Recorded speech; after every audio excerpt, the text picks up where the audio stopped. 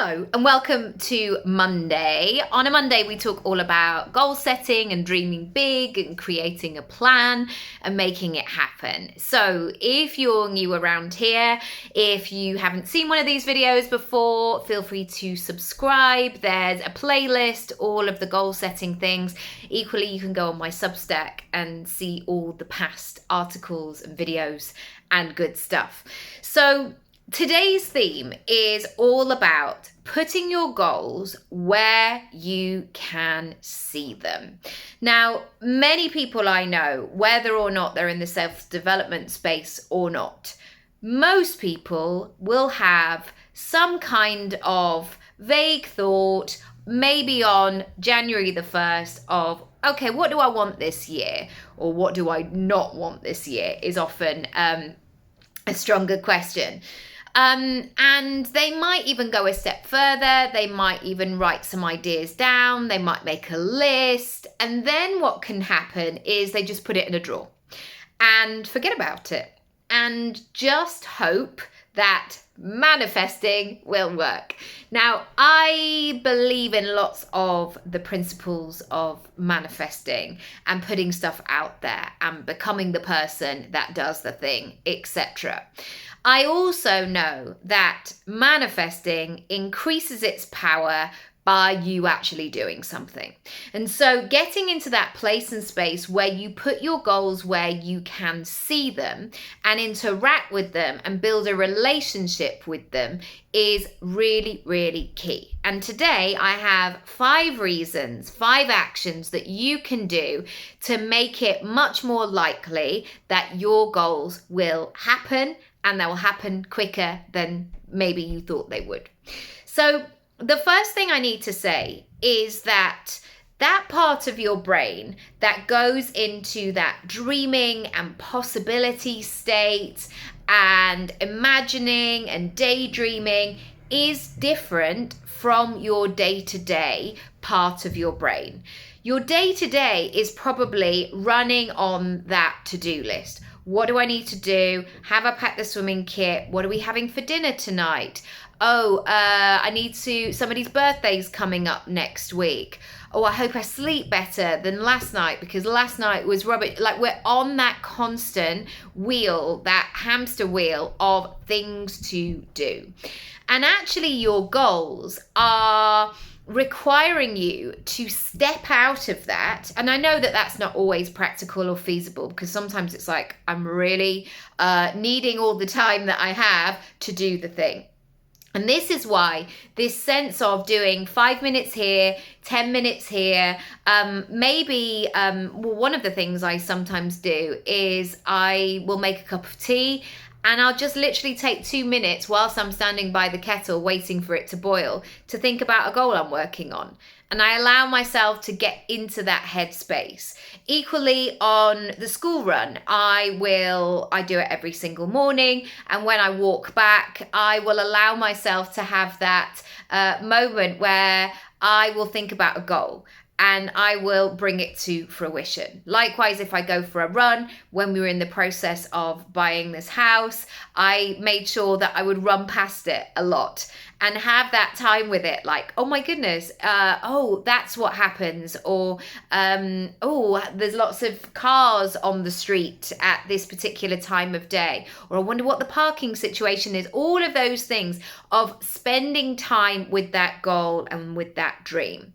And so I want you to think about how you can begin to incorporate that time and that headspace and that state of mind into your daily activities. And it might be actually the only time that you have is 5 minutes before you turn your light out to go to sleep. No worries, perfect.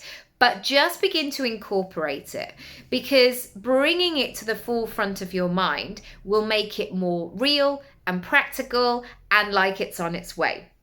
Number 2, spending time developing the picture.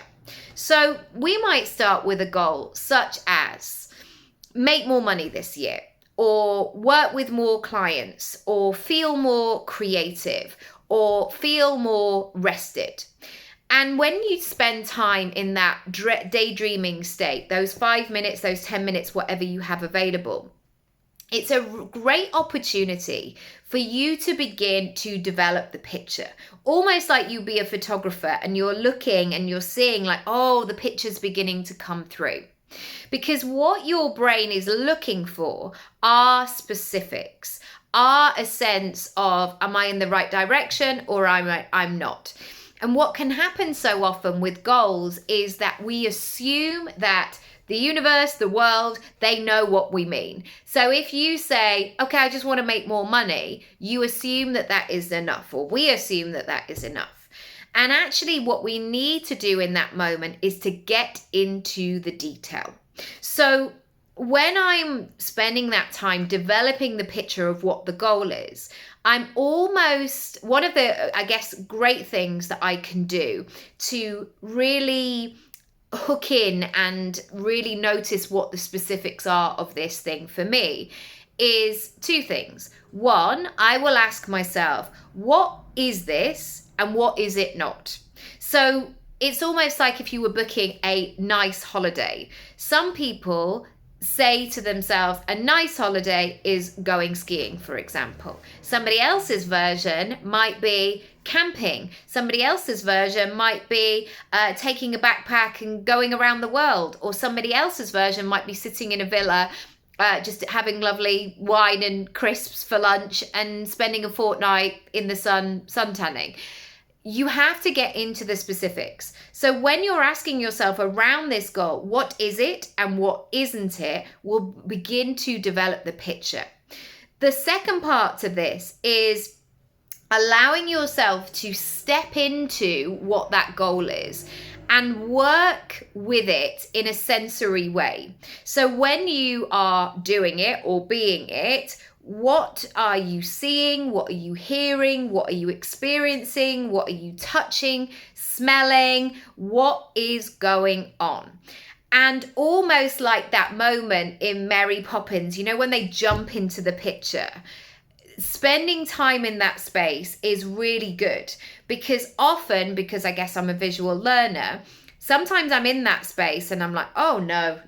This is not the picture that I'm trying to develop. And sometimes we've done that in life, don't we? We go to places or we think that it's going to be something, or we might go into a shop and very quickly we know if this shop is for us, like it's going to be something that we might want to buy and explore. Or sometimes you just go into places and you're like, no, it's just got a weird feeling, or like it doesn't feel aligned. So really working on the detail and the specifics is so powerful. Number 3, it makes it that it becomes something that is actually happening. When people talk about goals and things that they want to make happen, you have to be in the game. And it's so easy to be in that place of just adding it to the back of your mind or hoping one day, and these phrases come up a lot of like, well, maybe one day I'll win the lottery, or one day I'll put it on my bucket list.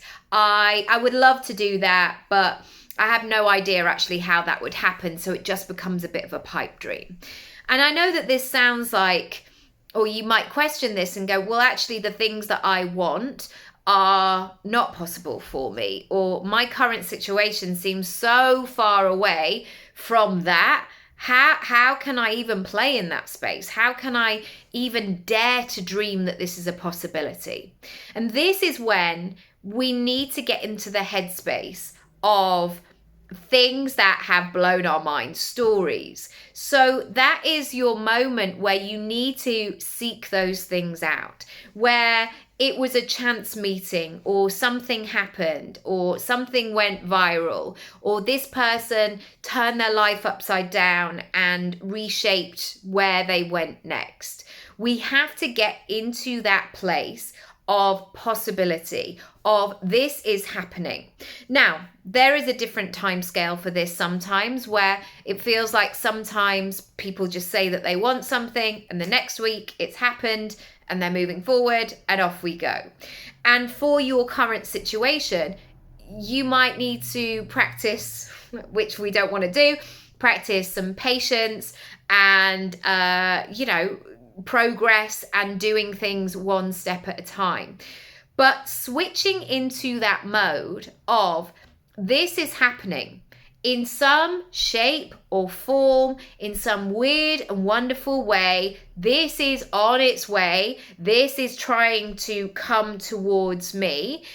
If you even have that 1% belief of this is something that is on its way, you placed your order and it's on its way. We don't know where it is yet. We don't know what's happened. We haven't had the next notification. We haven't taken the next action. That's okay. Even having that sense of it's happening will accelerate the process. Number 4, spending time with this goal each and every day will allow you to do the adjustments that we need. Now, for me, yoga is a great practice in this. So my default setting when I go to a yoga class is I want to be the best. Not necessarily in the class, but the best version of me. I want to be as good as the teacher. I want to be able to do all of the things. And that is a humbling experience often because I am not the best in the class. In fact, I'm often one of the worst. And what these teachers have taught me is the power of adjusting what I'm doing in order to accelerate the process. So what they might say is, for now, pull your back leg in and strengthen it, because if you build those foundations, you're going to be able to do the things later. So like with a shoulder stand, for example, or standing on your head. I cannot stand on my head. I am one of these people who is rocking forwards and backwards and building my shoulder strength. That is not cool or sexy or exciting for me, but I'm doing it because I'm making that adjustment to get me on the path. And this is the key, especially when you're in that goal setting, becoming that new version of yourself. I want you to have that place where you are pulling out the things that are not working in alignment with your vision. So you might want to be one of these people who say is a creator and you make stuff happen, and you're creating a new genre, you're known in your industry, but yet on a day-to-day basis, you are not consistent with your habits, or you find yourself talking about things and not actually taking the action, or you do things when you feel like them. So making those adjustments of saying, okay, the person that I want to be operates in this way. So what do I need to begin to adjust in my life right now? Number 5, I want you to have such a clear vision as to what you are working towards.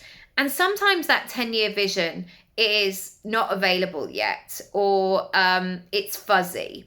But break it down. What is this season about? What's this next month about? What do you want to achieve between now and Christmas? What needs to happen? So I remember doing this with cooking. When I left home, I feel like I could put stuff in the oven. That was very much where I was up to. Like I could put sausages in the oven and make mashed potato. I could put pasta in a pan and put pesto and cheese over it. And then I began to get into recipes. And so instead of saying, oh my goodness, I need to learn all of these recipes and be able to nail every single thing in order to make myself a good cook, otherwise I'm not, was just so out of reach. So instead, I broke it down and I said, if I can get 10 really good recipes under my belt, I will then become that person who is a competent cook. I mean, I'm not Michelin starred, clearly, but even going, right, I'm going to find 10 recipes and I'm going to perfect those. And then what happens is you build that confidence, you build that momentum, you become that person who can pick up a recipe book and say, yeah, that looks pretty straightforward. Or I've seen that kind of method before, and you move into that. And so if we are not clear and if we are not matching where we are with the vision, it just feels scattered. And so I want you to break down, what are the next series of goals that you are working towards that are in accordance with your overall vision? By doing this, you will work smarter, not harder. I always get that the wrong way around. You will work smarter, you will have a plan, and you will have a sense of confidence and momentum and be in that state of, I'm on my way. It's often that moment, when you're trying to get out the house, like whenever we go on holiday or we go away for the weekend, or even on the school run sometimes, we can feel like everybody's up and down the stairs, I've forgotten this and all the rest of it.